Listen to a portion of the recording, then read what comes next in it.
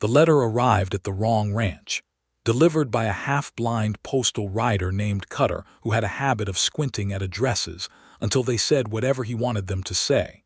And that single mistake changed 2 lives in ways neither of them could have predicted or deserved. It was the spring of 1882, and the Arizona Territory was the kind of place that either broke a person down to their bones or hammered them into something harder than iron. The sun came up mean and stayed mean, and the red dust got into everything: your boots, your teeth, your dreams. The cattle ranches spread out across the land like a man's open hand pressed flat against the earth, each one claiming its patch of dry ground as if daring the desert to take it back. Towns were growing. The railroad had pushed its iron fingers further west, and men who had arrived with nothing but a horse and a rifle were building something that resembled civilization, if you squinted at it hard enough and didn't look too close at the edges. Olive Langston was 24 years old, and she had been squinting at the edges her whole life. She had come west from Tennessee 2 years earlier, following her father, Joseph Langston, who had convinced himself and anyone foolish enough to listen that he was going to strike it rich raising cattle on the Arizona flats. He had gotten as far as building a small homestead outside the town of Redemption before a rattlesnake changed his plans permanently. Not a metaphorical rattlesnake, a real one. Joseph Langston had died in August of 1880, leaving Olive with a 50-acre property, 23 head of cattle, a mule named Cicero, and debts that she had spent the subsequent 2 years chipping away at like a woman attacking granite with a dinner spoon. She was not the kind of woman men expected to find running a ranch alone. She was tall, fine-boned, with dark brown hair she kept pinned up under a wide-brimmed hat, because vanity was a luxury she couldn't afford and sunstroke was a reality she couldn't risk. Her eyes were a shade of gray that changed depending on the light: silver in the morning, slate at midday, something close to green at dusk when the desert cooled and the sky went the color of an old bruise fading. She had her father's stubborn jaw and her mother's soft mouth, and she had learned to use both of them with equal effect. She had no family left in the territory. Her nearest neighbor, a widow named Clara Briggs, lived 6 miles east and was generous with advice and stingy with everything else. The town of Redemption had a general store, a church that doubled as a courthouse, a saloon that doubled as everything else, and a population of approximately 200 souls who were, on the whole, kind enough when they weren't being otherwise. The trouble that spring was the water. The Harlan brothers, 3 of them, Gideon, Roy, and a younger one everyone called Peck, had started diverting the creek that fed Olive's land through a series of crude earthen dams they'd built the previous autumn. The creek fed her cattle. Without it, she would lose the herd by summer, and without the herd she would lose the land, and without the land she would lose the one thing her father had left her that mattered. She had argued with Gideon Harlan in the town square in front of witnesses. She had appealed to the county sheriff, a round-shouldered man named Tully, who seemed physically incapable of making a decision that inconvenienced anyone with money. She had gone to see the Territory Land Office, where a clerk had taken her complaint and placed it in a drawer with the energy of a man burying something he hoped would never resurface. It was Clara Briggs who first suggested the letter. "There's a man," Clara said one afternoon, sitting at Olive's kitchen table with a cup of coffee she hadn't touched because it had gone cold 20 minutes ago. Clara never drank cold coffee, but she couldn't abide wasting it either, so she just sat with it. "Runs a cattle operation out near Tucson, or close enough to it. Name is Shelby, Frank Shelby. He's supposed to have some standing with the land commissioner, some kind of old arrangement from when the territory was first getting organized. My husband knew a man who dealt with him once, said he was fair." "I don't know him," Olive said. "That's the point. You write to him as one rancher to another, explain the situation. Ask him to use whatever influence he has with the land commissioner's office to have someone come out and look at what the Harlans are doing. And why would a stranger bother himself with my trouble?" Clara finally pushed the cold coffee away. "Maybe he won't, "But you're running out of things to try, Olive. Write the letter." Olive wrote the letter. She sat at her father's old desk, which was really just a plank of wood balanced on two sawhorses, and she wrote 4 drafts before she settled on one she didn't hate. She was precise about it. She described the water diversion clearly, with approximate measurements she had made herself by walking the creek bed with a length of rope. She explained the timeline when the Harlans had started, what the effect had been, what the sheriff had and hadn't done, what the land office had and hadn't done.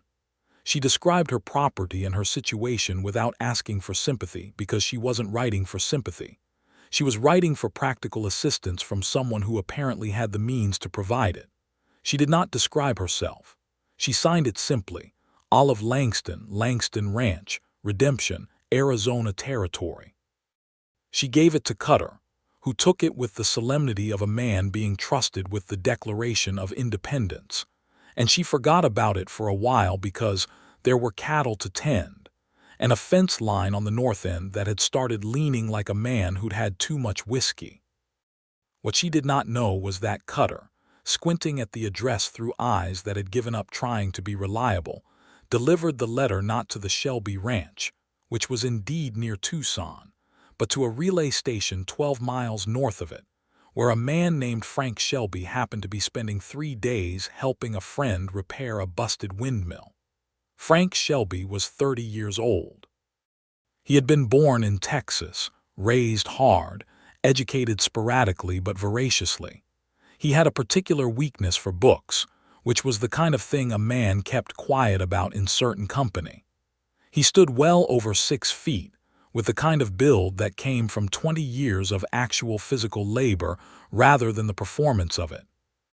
His hair was dark brown, his eyes were a warm, steady brown, and he had a scar along his left jaw from a disagreement with a cattle gate at age 17 that he'd never quite stopped being embarrassed about. He had the hands of a working rancher and the quiet manner of a man who had learned that speaking less meant people listened more when he did speak. He had built his ranch over 6 years from nothing but a small parcel of land and a ferocious willingness to work until work was done. He ran approximately 200 head of cattle, had 3 hired hands he trusted, and had established a reputation in the territory as a man who was fair and whose word was exactly as good as he said it was, which was ironclad. He had a standing relationship with the Territory Land Commissioner, because he had twice testified in boundary disputes that helped settle contested claims fairly, and the commissioner, a man named Aldous Porter, had said in plain terms that he owed Shelby a favor. Shelby had never collected on that favor. He was at the relay station when Cutter arrived with the letter. The relay station was a rough building, little more than logs and plaster, run by a taciturn man named Jasper who communicated primarily in grunts that somehow conveyed precise meaning.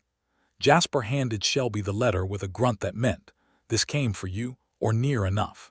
Shelby looked at the envelope. It was addressed to Frank Shelby, with a Tucson area specification, and he assumed it had simply been redirected to him here. He opened it at the end of the workday, sitting outside on a bench with the last of the sunset turning everything copper and rust, and he read it. He read it again, not because it was confusing. It was, in fact, one of the clearest and most precisely organized pieces of correspondence he had ever received. He read it again because of something in the writing itself, not the words exactly, but the quality beneath the words. There was a controlled anger in the way she described the Harlan brothers' actions, anger that was being held on a very tight leash because anger wasn't going to solve anything and she knew it. There was exhaustion held at arm's length. There was pride, not arrogance, not vanity, but the specific pride of a person who had been doing something hard alone for a long time and had not broken under it. He had never met Olive Langston.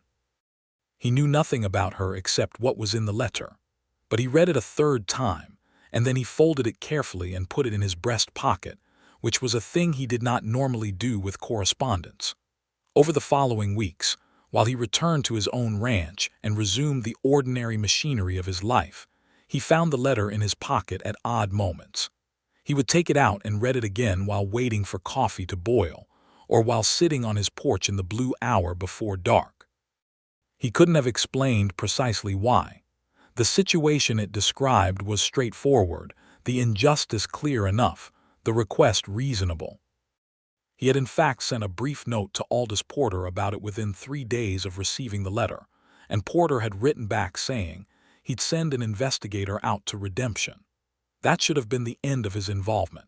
Instead, he read the letter 6 more times that first week, then several more. He became privately aware that he was reading it more than was in any way necessary, and that this awareness embarrassed him in a way he hadn't felt since he was considerably younger.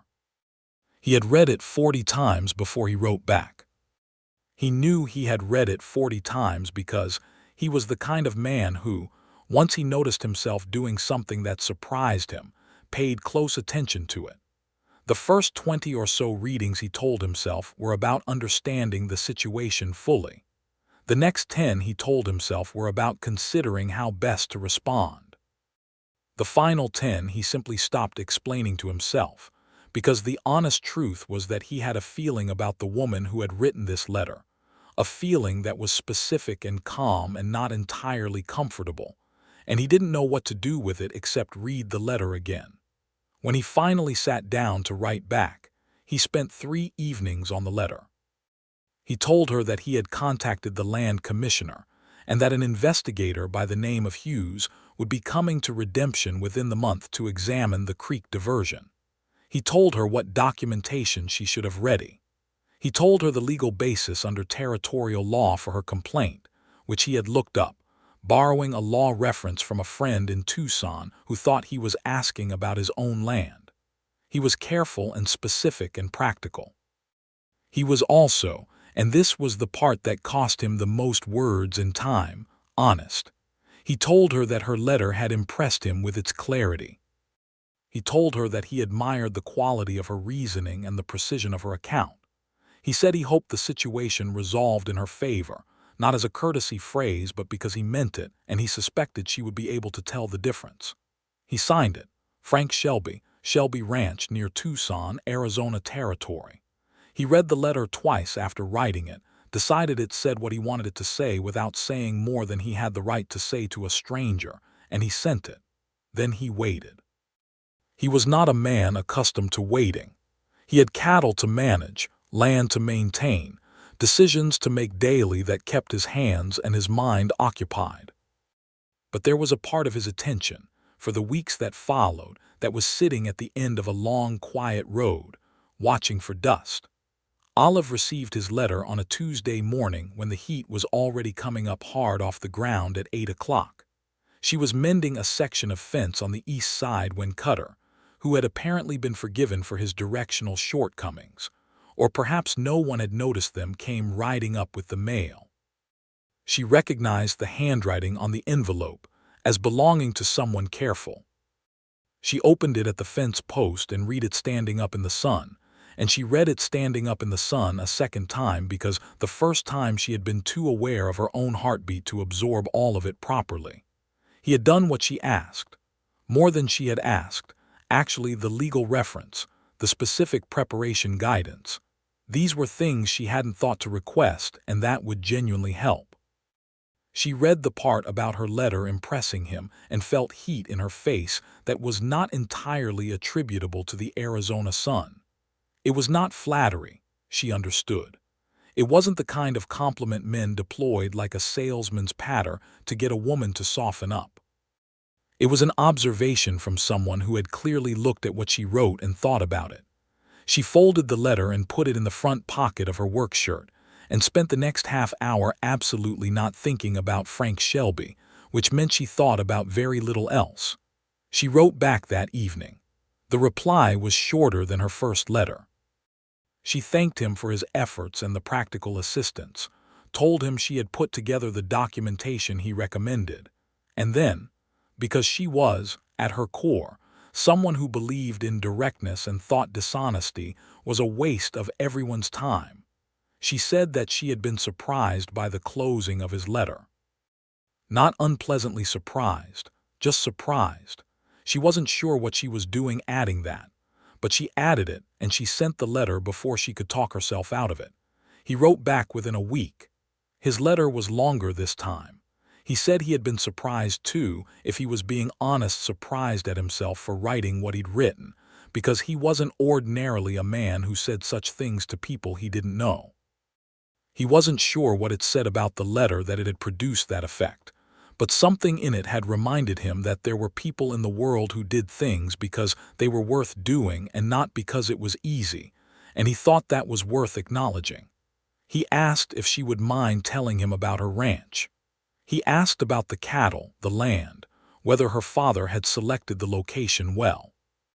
There was something underneath the question, something she could feel the outline of without being able to see it clearly, and she found herself sitting with the letter in her lap for a long time after she read it.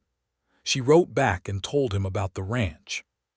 She told him about her father, which she had not planned on doing, but it came out in the writing because it was inseparable from the land. She told him that her father had been a dreamer and a good man, and that those two qualities had not always served him well in practical terms, but that the ranch itself was a good piece of land, and she intended to keep it. She described the mountains visible from her porch in the early morning, and the particular quality of the light at dawn that made the desert look like something you might see in a painting if painters came to Arizona, which most of them sensibly didn't. She put the letter in an envelope and looked at it for a while. Then she opened it and added one more line at the bottom. She said she hoped he would tell her something about his ranch in return. He did. His response was the longest letter yet.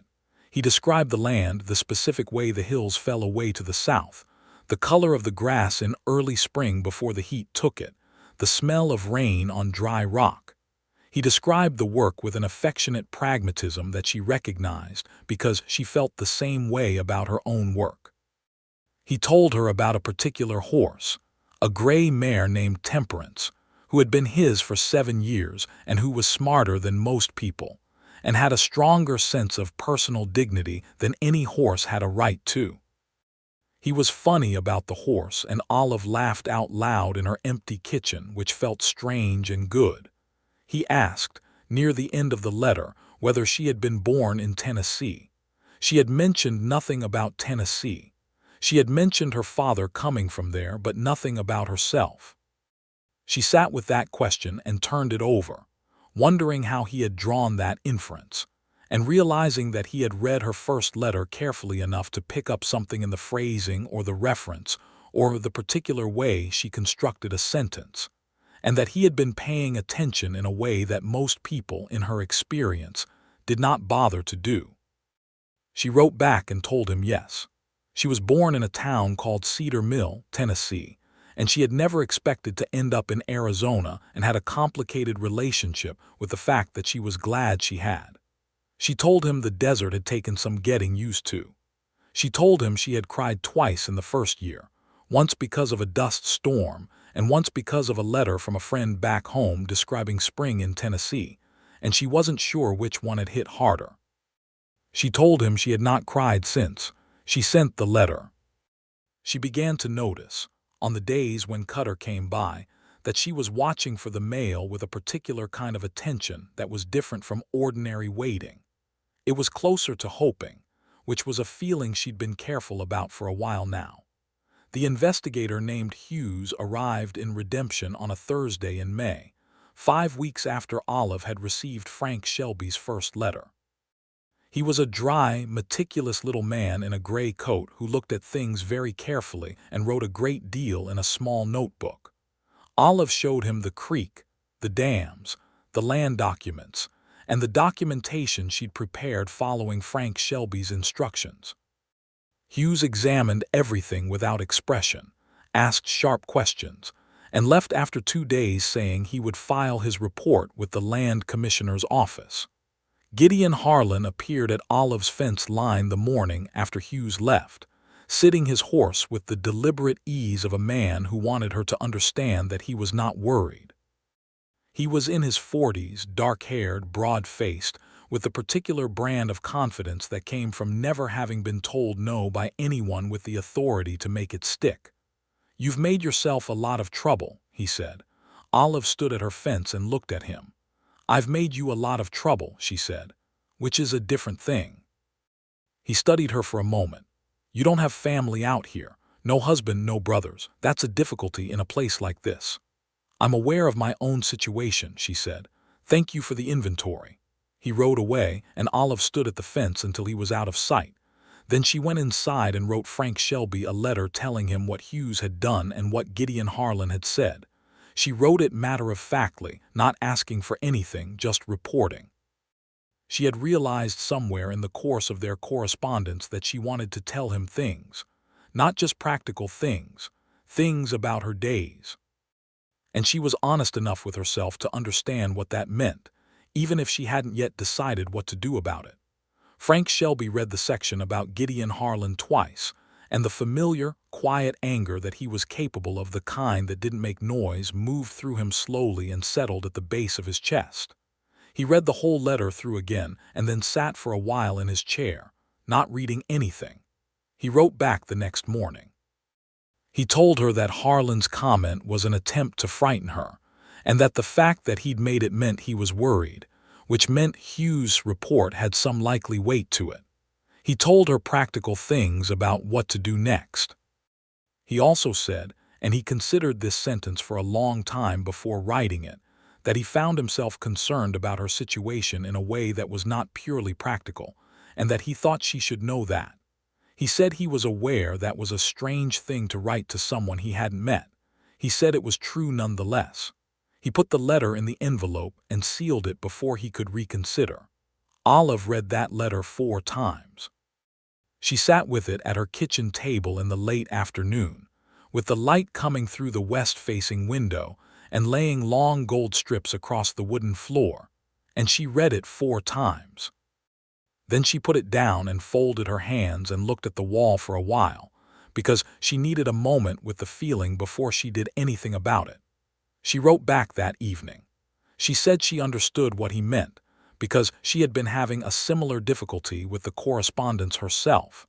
A difficulty she could define but had been choosing not to, because naming a thing made it real and real things required decisions. She said she thought it was worth naming anyway, because she was not someone who found dishonesty comfortable. She said she would very much like to meet him, and that she understood if this was not something he wished to pursue further, but she thought it better to say it plainly. She sent the letter. Then she went out and checked on the cattle and fixed a buckle on Cicero's harness and worked herself through the rest of the evening trying not to think too hard about what she'd done, until she fell asleep at the kitchen table with her head on her arms at 9 o'clock. Frank Shelby received her letter on a Friday. He read it standing at his gate, having intercepted the postal delivery because he had been walking toward the road when the rider came. He read it and stood still for a moment with the afternoon sun on his back and the sound of cattle somewhere in the middle distance, and felt something loosen in his chest that he hadn't quite realized was tight. He saddled Temperance the following Monday. He did not write. He rode. It was a 2-day ride from his ranch to Redemption, with an overnight at a way station near Marana. He told his 3 hired hands, Boots, a weathered Texan of 50 who had worked cattle all his life, Miguel, who was 25 and the best horseman Shelby had ever worked with, and a quiet young man named Denny who had shown up looking for work the previous fall and had turned out to be steadier than most veterans. He told them he'd be back in a week, possibly less, and to use their judgment. Boots made a face that suggested he had opinions about this departure, but kept them to himself, which Shelby appreciated. He rode the first day through the Mesquite Flats and the long basin country, through a landscape that looked inhospitable and was, but also had a particular spare beauty that he had come to love in the way you love things that ask something of you. He camped at the way station and ate biscuits and salt pork and drank terrible coffee, and sat by his fire reading Olive's last letter. He had brought all of them, which he thought was probably information about himself that he should pay attention to until the fire burned down. He reached Redemption on Tuesday afternoon. It was a typical territorial town. One long main street with false-fronted buildings on either side, dust in the air that seemed to have been there since the territory was formed, horses at the hitching posts, a few children running between buildings, and the general sense of a place that was working hard to become something more permanent than it currently was. He stopped at the general store first, because it was the natural clearinghouse for information in any small town, and asked a stout, friendly woman behind the counter, who introduced herself as Mrs. Pratt, if she could direct him to the Langston ranch. Mrs. Pratt directed him with the thoroughness of someone who had nothing pressing and all day to be helpful. She also looked at him with the particular speculative attention that told him she knew exactly who he was, which meant Olive had mentioned the correspondence to at least one person, which meant it had been discussed in the social circuits of Redemption more broadly, which was just how small towns worked. He rode out to the ranch. The Langston Ranch was 6 miles from town along a rutted road that cut through open scrubland, and he saw it from a half-mile away. A modest but well-maintained homestead, the house solid and practical, a barn in better condition than he'd expected, a good fence line running along the eastern boundary, and cattle visible in the south pasture. It was small, but it was cared for, and the care showed in a way that made his chest feel something specific that he recognized as respect. He rode up to the gate and dismounted. Olive came out of the barn. She had been mucking out a stall, and she had known, with the particular awareness you develop when you live alone and can hear an unfamiliar horse from some distance, that someone was coming up her road. She had not taken off her work apron or done anything about the streak of dust along her left cheekbone. She walked out of the barn and stopped when she saw him standing at her gate, and for a moment neither of them said anything. He was taller than she'd expected. She wasn't sure why she'd formed expectations about his height from letters, but she had, and he exceeded them. He was standing with his hat in his hands, which was a gesture of courtesy she noticed immediately, and he was looking at her with an expression that she could only describe as careful, the expression of a man who was holding himself to a level of steadiness that was visible as an effort. "Miss Langston," he said. His voice was lower than she'd expected and quieter. "Mr. Shelby," she said. She opened the gate. He stepped through with his horse, and she took them around to the water trough because the horse needed it after a 2-day ride, and they stood there in the yard in the late afternoon light with the horse drinking and the whole territory around them doing its vast, indifferent thing, and they talked. It was easy in the way that surprising things are easy. The ease was surprising, and the surprise made it easier still. They had been corresponding for nearly 3 months at this point, and the letters had established something between them that allowed conversation to start in the middle of things rather than at the awkward beginning. She showed him the ranch because it was the right thing to do and because she wanted to see how he looked at it. He looked at it the way she'd hoped, with genuine attention and honest assessment, noting the things that were good and not pretending the harder things weren't there. She made coffee. He sat at her kitchen table. The letters were in a stack on the shelf above the desk, which he noticed but didn't mention, and the same stack of his was probably visible if he turned his head to look, which was a thought that occupied her briefly before she made herself stop thinking about it and focus on the coffee. "I should have written before coming," he said. "I wasn't certain I was going to come until I was already going." "I'm glad you came," she said, and she was sitting across from him with her coffee, and she looked at him steadily when she said it, because she meant it and she wanted him to know she meant it without having to underline it. He looked at her for a moment. "I've been reading your letters for 3 months," he said. "I know, I've been reading yours." "I mean," he stopped. "I want to be direct with you because I think you prefer that." "I do," she said. "I've been reading your letters for 3 months, and I rode 2 days to sit across a table from you, and I didn't bring a reason beyond that." "That seems like reason enough," she said. He smiled. It was a slow, quiet smile that came from somewhere genuine, and she found it did something to her she wasn't prepared for, which was an experience she hadn't had in some time and that she allowed herself to simply feel without analyzing it to pieces. They talked until the sun was entirely gone and the oil lamp on the table became the only light, and then they talked some more.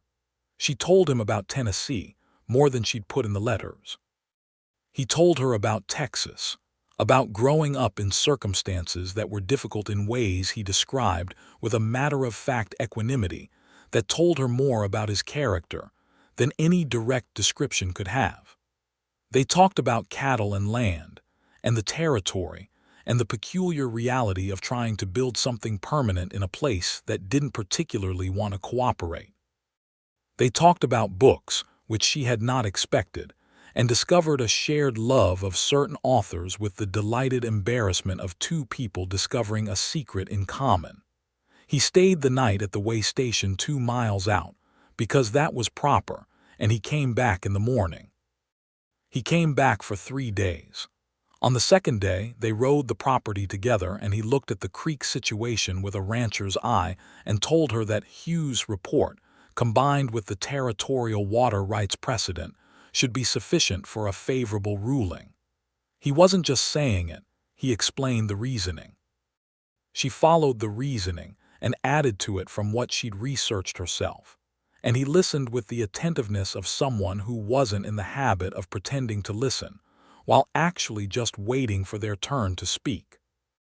On the third day, they walked out to the south pasture in the evening, and the desert was doing the thing it did sometimes in late spring, where the sky turned colors that had no names, and they walked side by side with a comfortable silence between them that was the kind of silence that means something has been understood. He stopped walking and turned to look at her.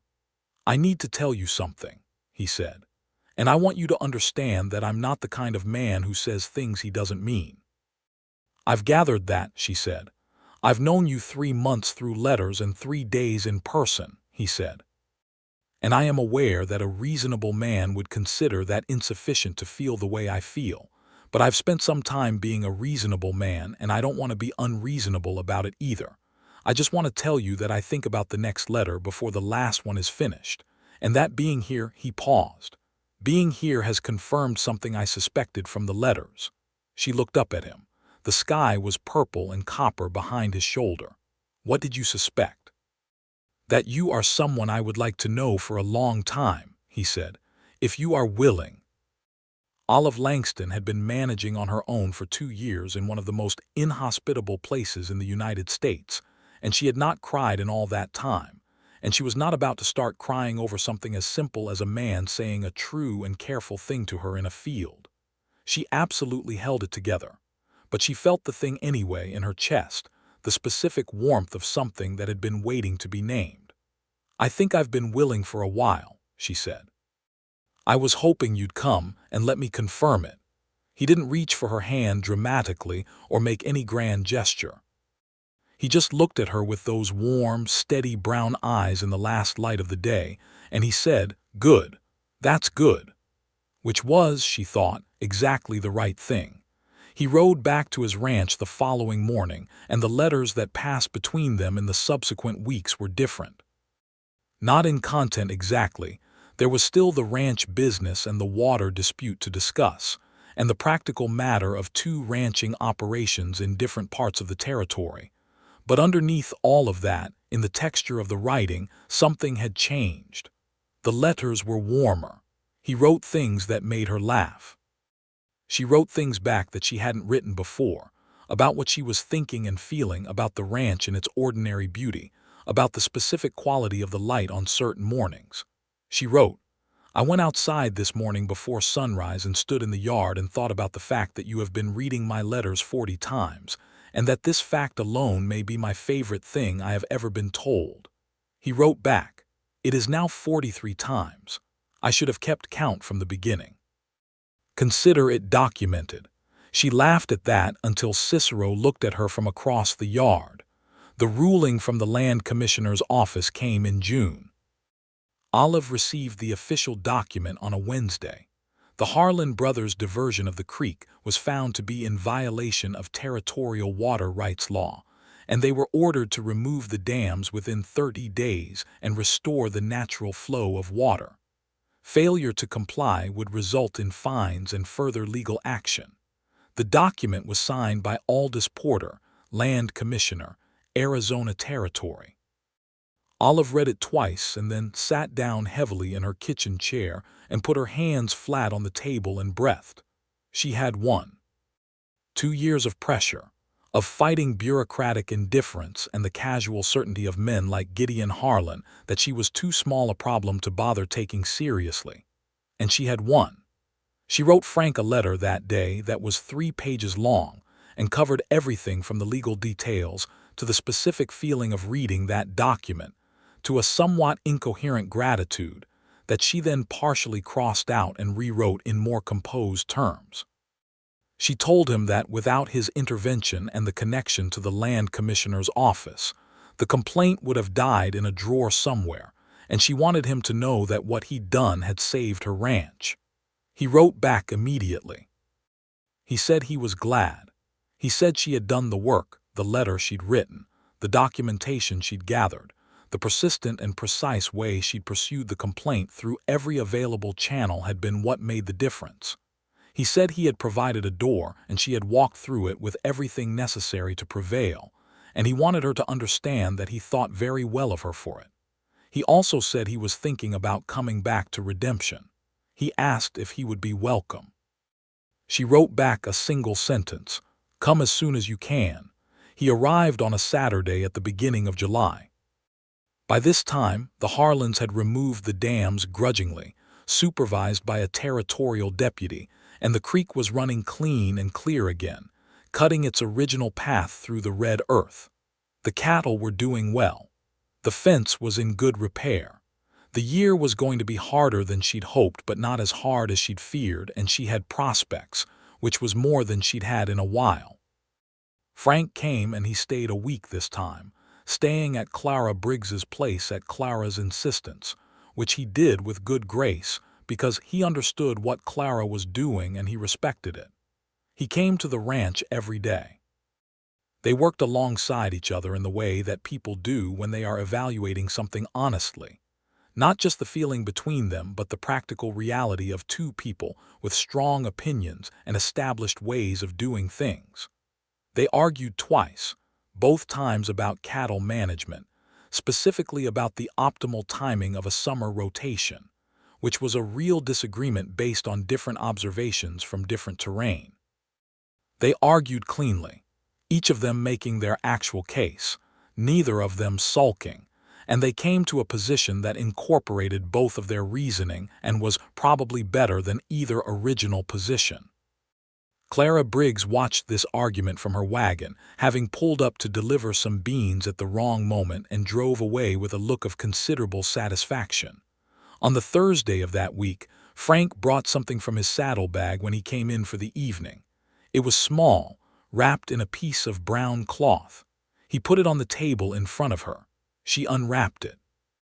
It was a book, a collection of essays by a writer she loved, but hadn't been able to find in any of the general stores in the territory. "I found it in Tucson," he said. "I've been carrying it for about 3 weeks, trying to find the right moment to give it to you and then feeling foolish about looking for a right moment to give someone a book." She looked up at him. He was standing on the other side of the table looking somewhat abashed, which was an expression she found entirely devastating. "Frank," she said. "Yes." "Sit down." He sat down. "I want to say something," she said, "and I want you to listen to it and not deflect it." "All right." "You have been from the first letter you wrote me, which was careful and specific and generous when you had absolutely no obligation to be any of those things. You have been the kind of person I thought existed but had not personally encountered. And every letter and every day since has confirmed that, and I would like you to know that." He was quiet for a moment. "Olive," he said, "I'm not finished." "All right," he said again with a small smile. "I would like to know if your intentions here are serious. Because mine are. And I don't want to spend the next several months exchanging letters and visits while we both dance around something that is already obvious."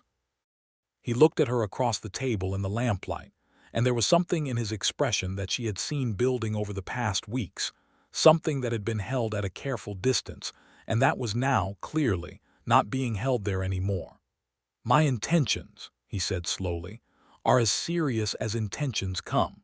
He reached across the table and put his hand over hers.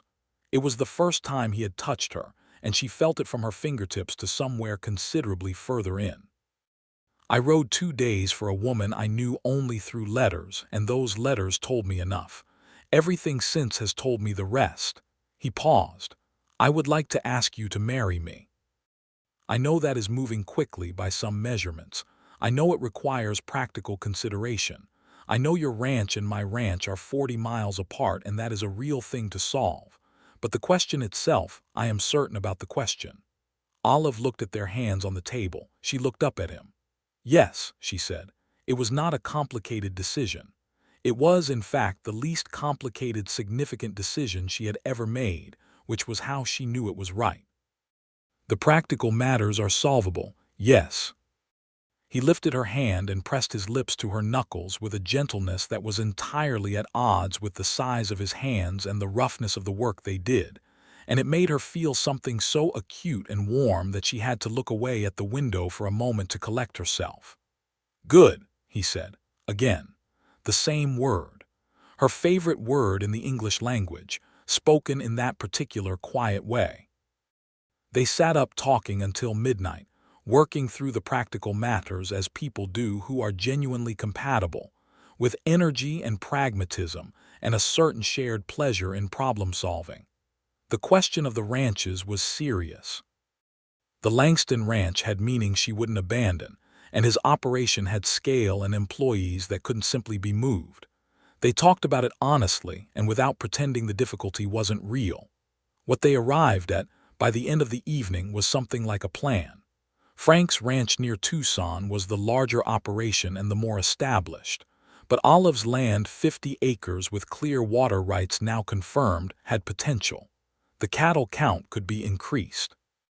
The property could become an extension rather than a separate thing. It would take time and work, neither of which they were afraid of.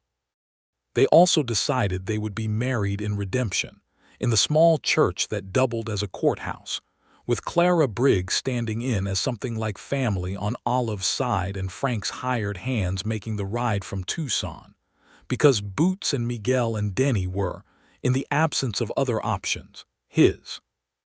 The engagement period lasted 2 months, during which they exchanged letters that were now of an entirely different character, full of plans and practicalities, and also, running beneath all of it like a current, the unmistakable language of two people who are learning each other with the specific delight of that particular kind of learning.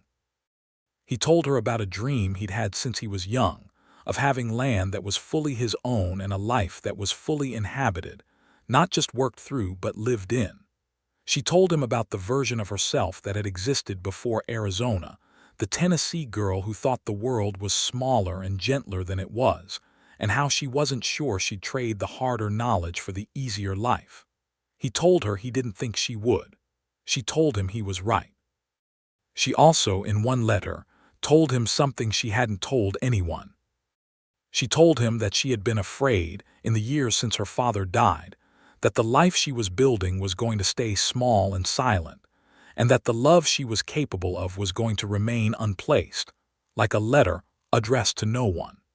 She told him that she had not admitted this fear even to herself until recently, because looking at it meant acknowledging it was real, and acknowledging it was real meant sitting with a loneliness that was larger than she preferred to think about.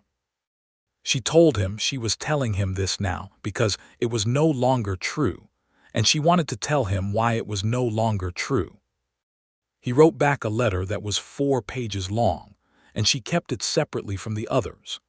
In September of 1882, on a Saturday morning when the Arizona sky was the color of polished tin, and the air had the first edge of autumn in it, that tentative cooling that felt like a promise the desert was making, and might or might not keep, Olive Langston married Frank Shelby in the small church in Redemption. Clara Briggs was there, wearing her best dress and a hat with something on it that might have been a pheasant feather, or might have been several pheasant feathers attempting a formation.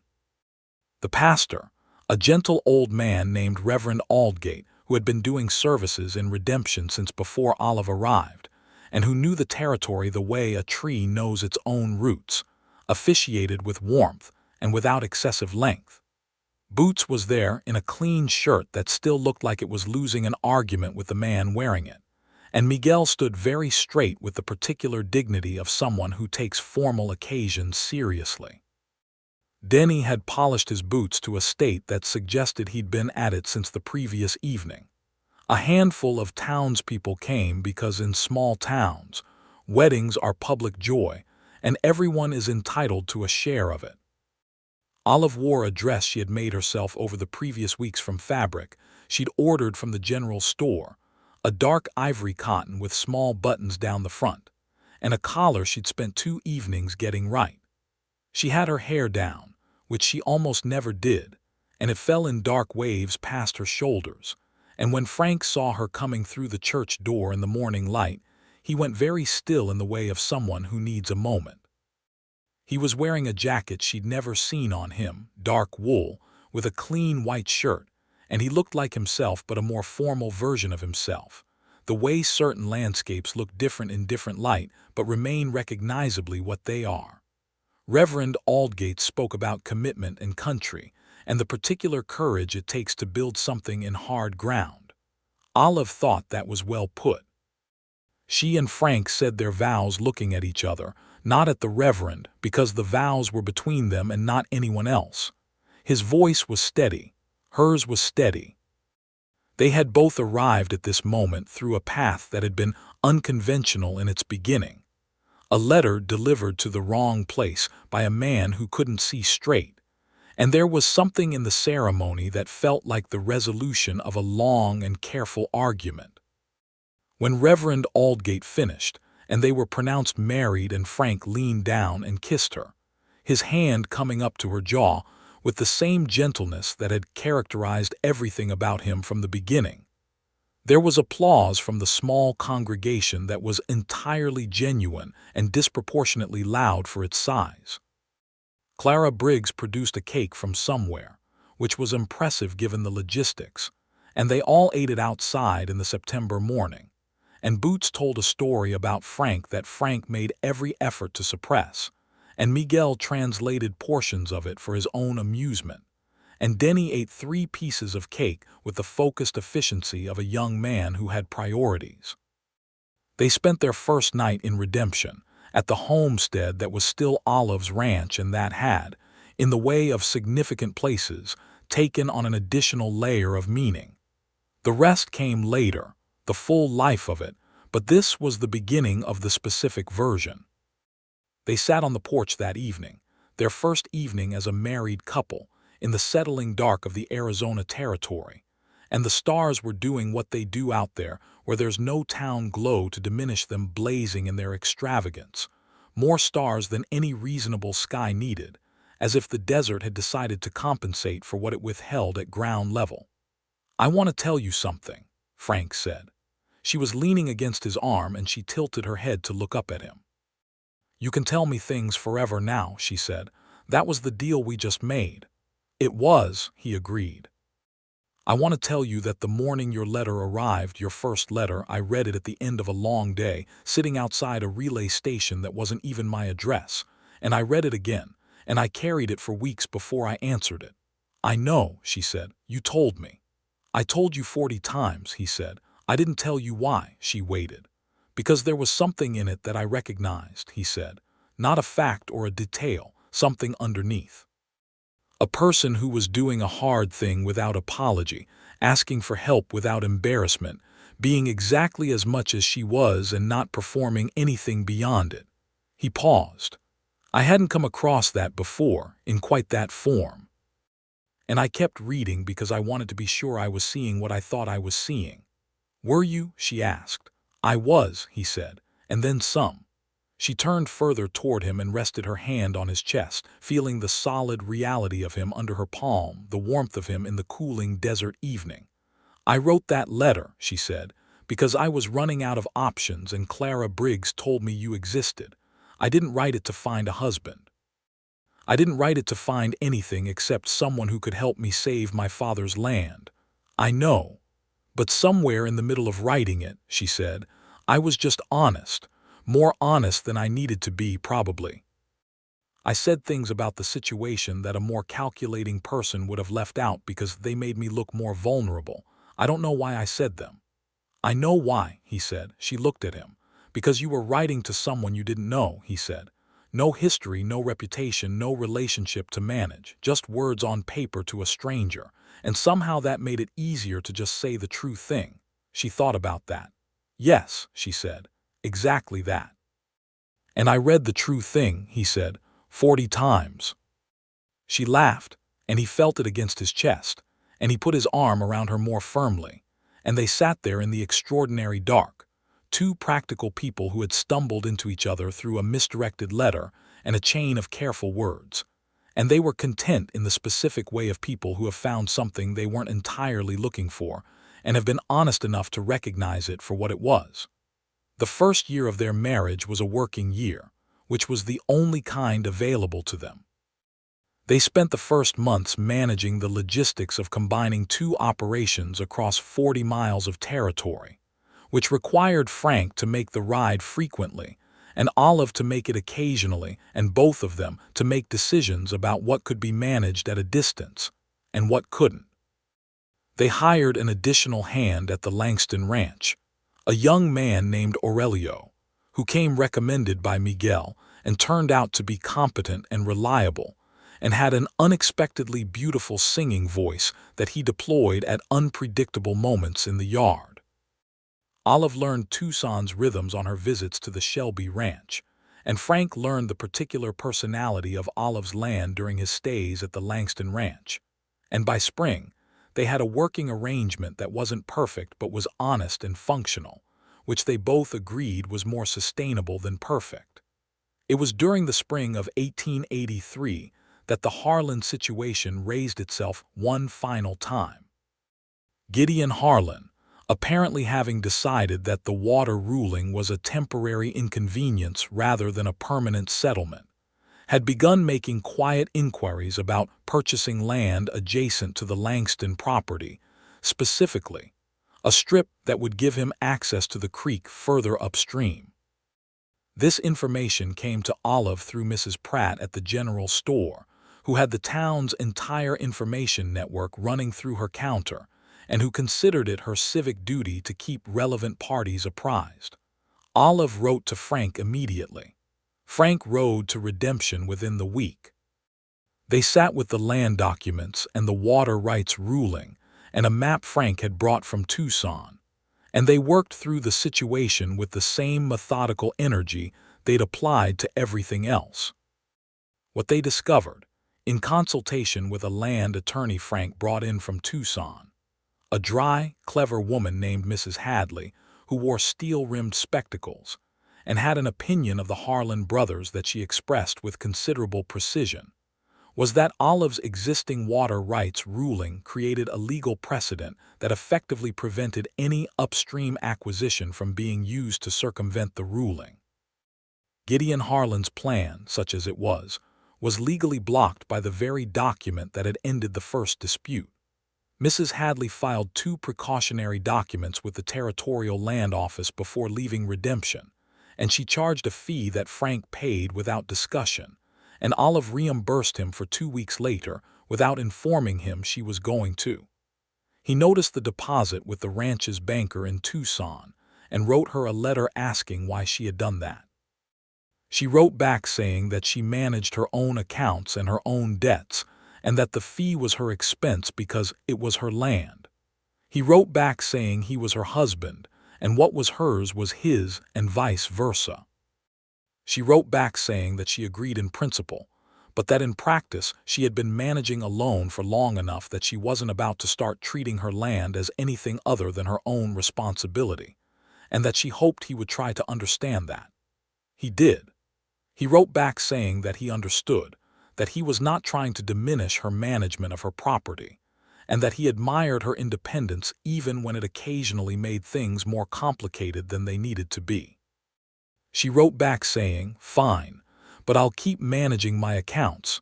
He wrote back, "Understood, and I'll keep reading your letters more times than is probably necessary." She smiled at that letter for the rest of the morning. In late autumn of that year, Olive found out she was expecting a child. She told Frank on a Thursday evening when he was at the homestead for a week-long stay. She told him over dinner because she had decided that news of that magnitude should be delivered in ordinary circumstances rather than made theatrical. She just said it plainly between the soup and the bread. He put down his spoon. He looked at her. There was something in his expression that she had not seen before, something that moved through all his usual steadiness like light through water, a sudden transparency to everything he was feeling, and what he was feeling was visible and enormous and entirely genuine. "Olive," he said. "I know," she said. He reached across the table and took her hand. "I'm not particularly frightened," she said, which was mostly true. "I am a competent person. I understand the practical aspects." "You are extraordinary," he said, quietly and with a directness that made her breath catch. "I don't know about that," she said. "I do," he said. They made the decision together, in the weeks that followed, that the Langston ranch would become their primary residence. It made practical sense.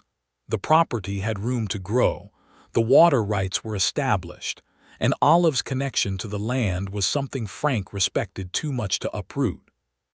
The Shelby Ranch near Tucson would continue operating under Boots's primary management, with Frank making regular trips to oversee, and they would look at expanding the Langston operation to carry more head and generate sufficient income to support the arrangement.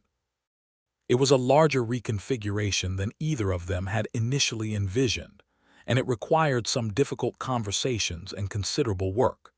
Frank sold a portion of the Tucson land, a southern section that was less productive, at a reasonable price to a neighboring rancher, and used the proceeds to pay off the remaining debt on the Langston property and fund improvements to the barn and the fencing. Olive watched him do all of this with her ranch at the center of the planning, and she thought about what it meant, not in an abstract way, but in the concrete, specific way of someone who had managed alone and knew the weight of it. And she said nothing at the time but held it. One evening she sat down with him at the kitchen table and she told him.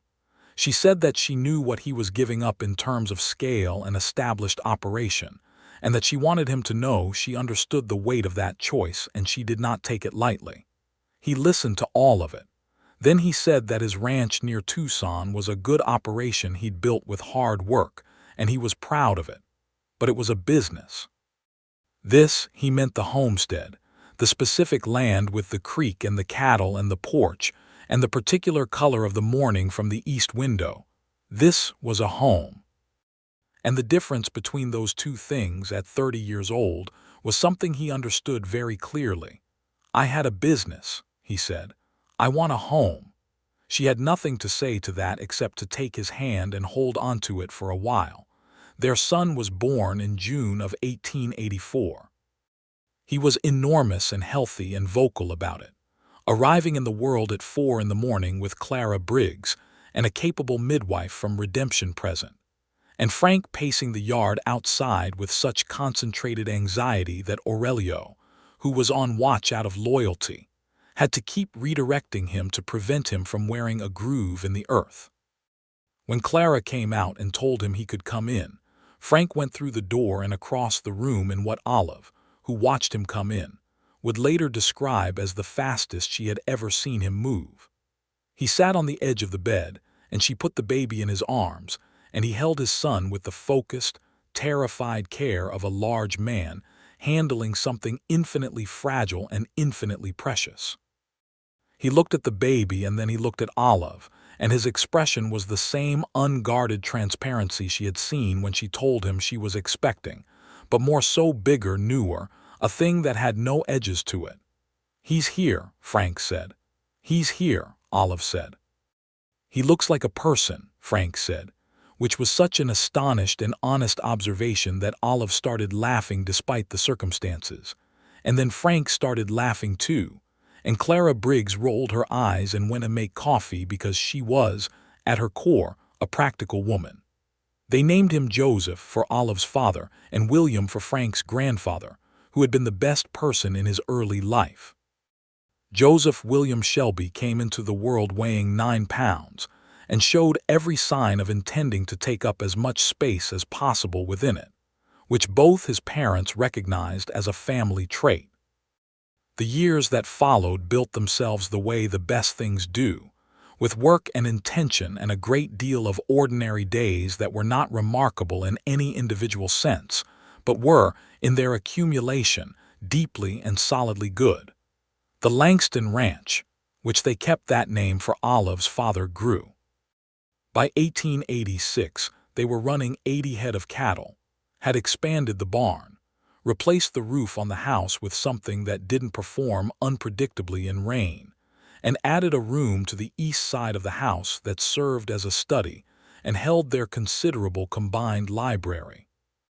Miguel came up from the Shelby Ranch in Tucson because he wanted to and because, as he told Frank with a directness that matched their employers, it was better country up this way.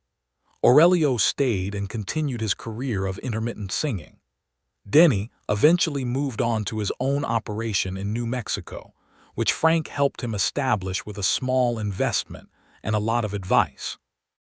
Boots retired to Tucson in 1887 at the age of approximately 60, though no one knew his exact age because he had opinions about the privacy of numbers, and Frank gave him a portion of land from the southern parcel as thanks for the years of service, which Boots accepted with the emotional expressivity of granite, but which clearly meant a great deal to him.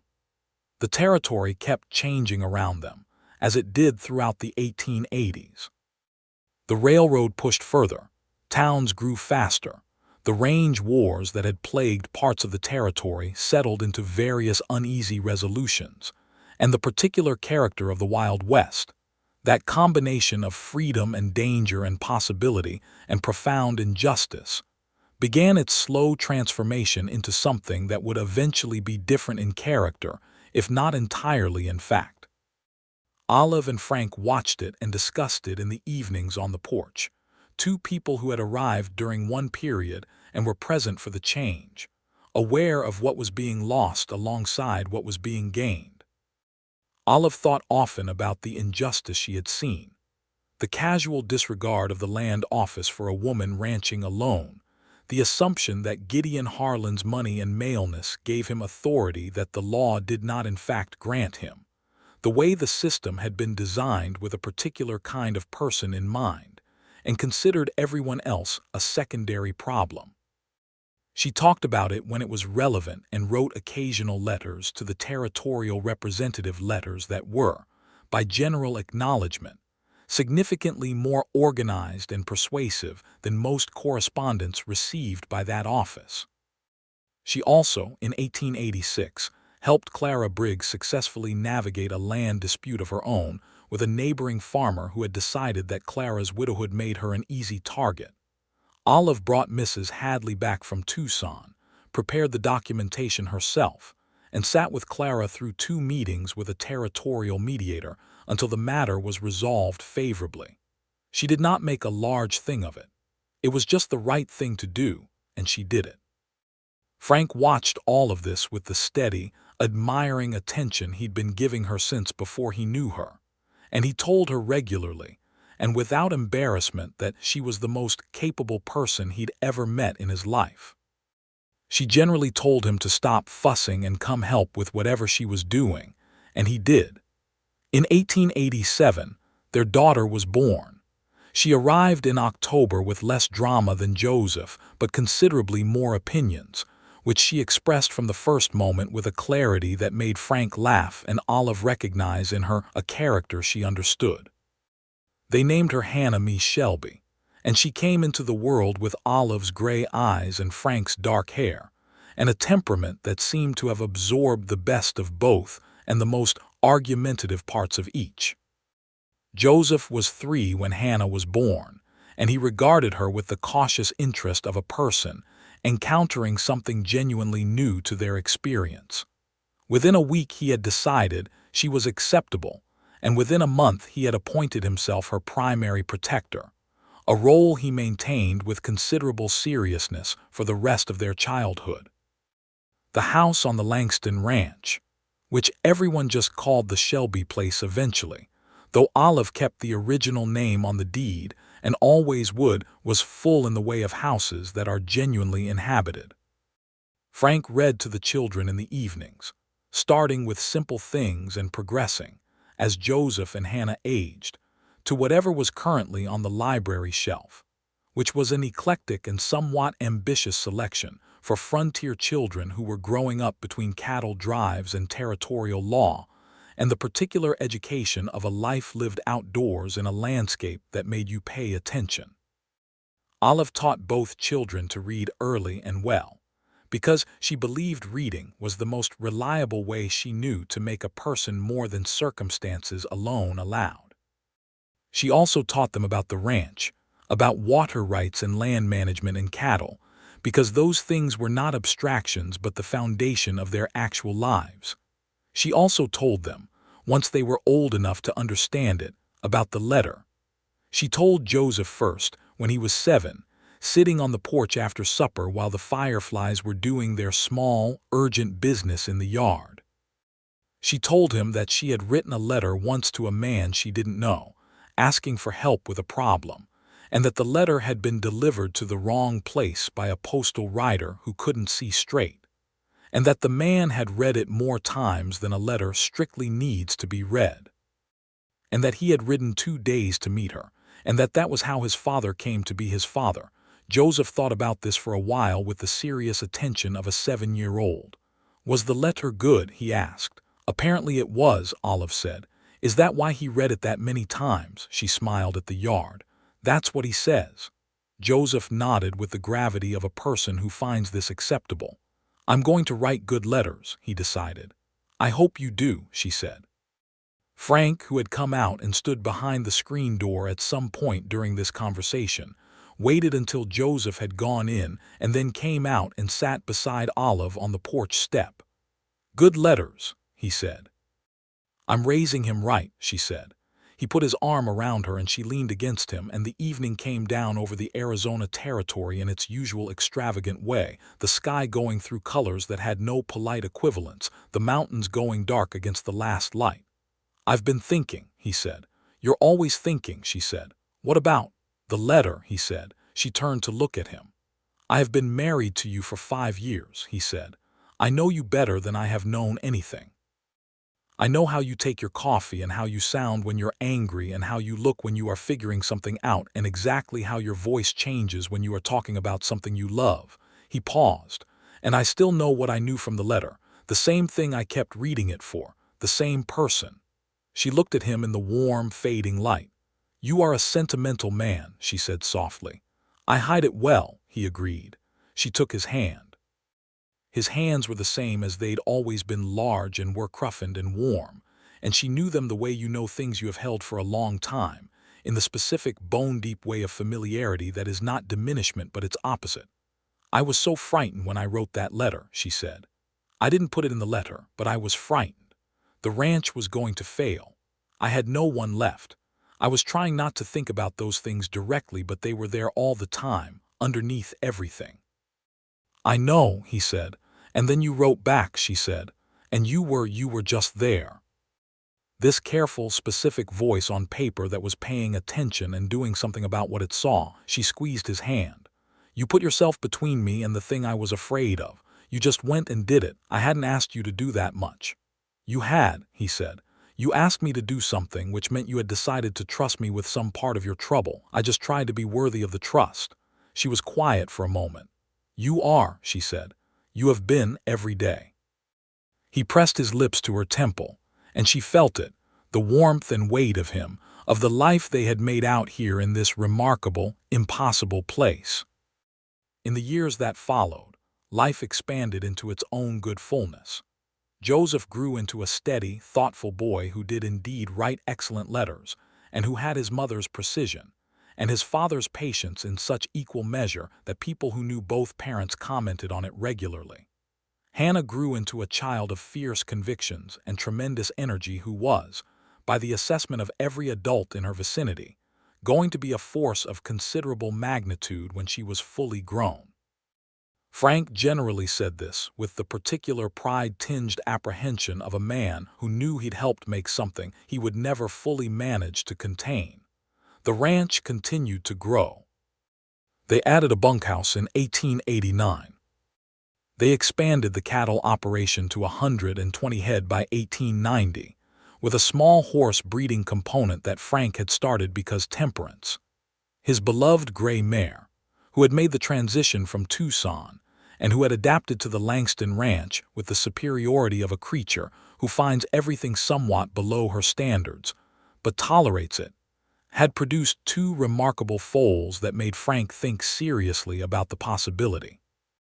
Miguel ran the horse operation with the same focused competence he brought to everything, and it became a steady secondary income.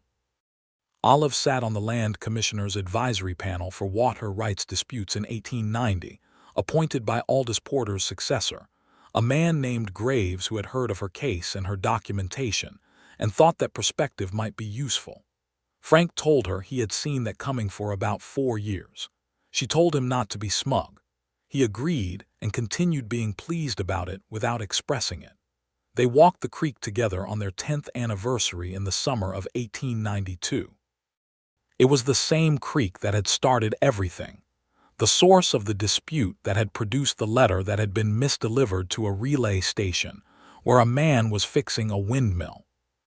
The water ran clear and cold over the red rocks, indifferent to its own significance, doing what water does. Olive stood on the bank and looked at the water and thought about the chain of things, her father's dream and his death and the debt and the Harlans and Clara Briggs's suggestion, and the letter written at a Plankin sawhorse's desk to a stranger in the West, and the stranger reading it, she knew, with a care and attention that she had not known was coming, and that had changed the course of everything. Frank stood beside her.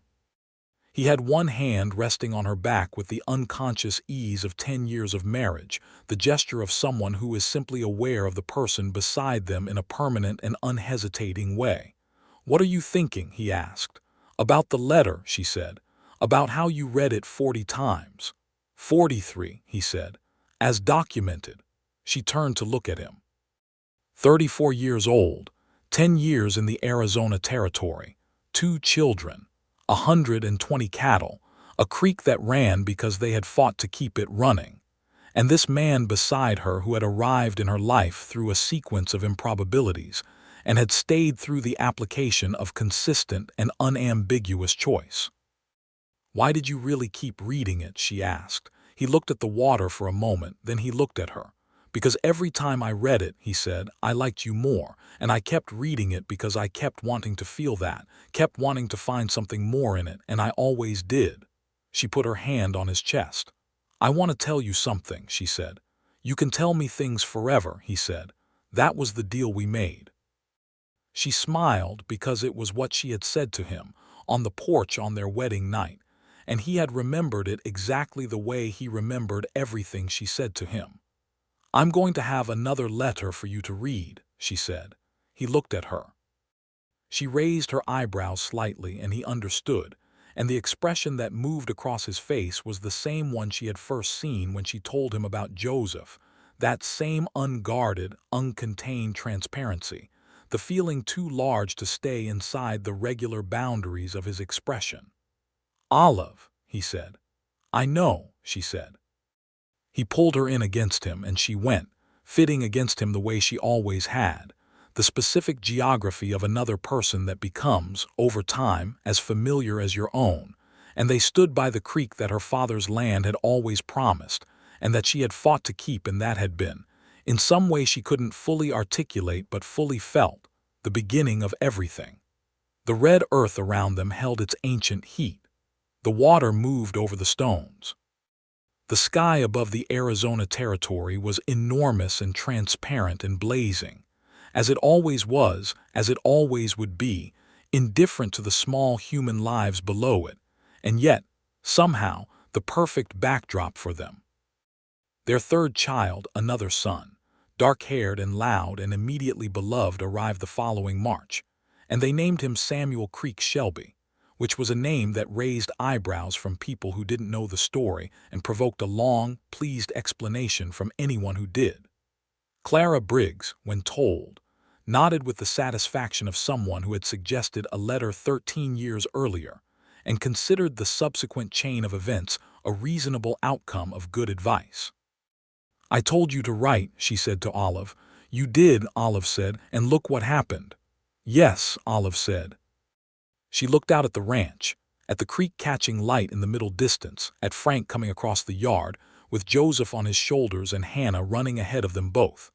At the life that had grown up out here in this hard, beautiful country, from a letter and a misdirection and a man who had paid attention. Look what happened. The evening came down over the Langston ranch as it always did, in colors that had no names, generous and extravagant and permanent, the way the best things are.